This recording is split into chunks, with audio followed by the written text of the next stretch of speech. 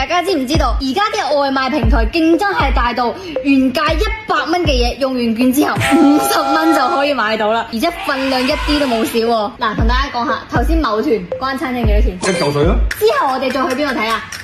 冇辦法。94，我哋再去咗某東73蚊，係咪以為好平啦？正常人係咪就會直接點呢？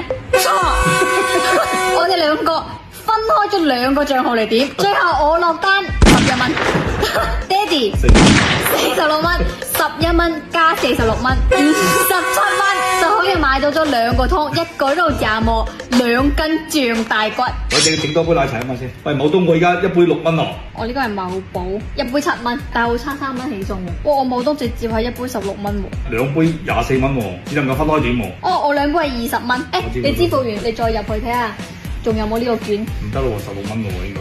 哦，冇啦。你喺某寶買咗一杯。咁我只可以買2杯喎，因為我一杯佢唔配俾我喎。有冇其他大嘢搭啊？佢加多份黑糖珍珠都2個半。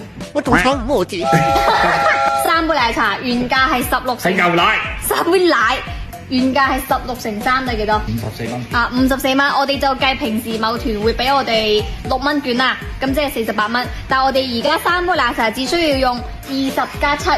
27蚊。以後叫外賣咧都係先睇下某寶，再睇下某東，再睇下某團。有2個人或者3個人一齊叫外賣嘅時候，係咪分開叫會中底？呢個就係真正意義上的貨比三家。呢個係咪叫卷啊？呢間叫？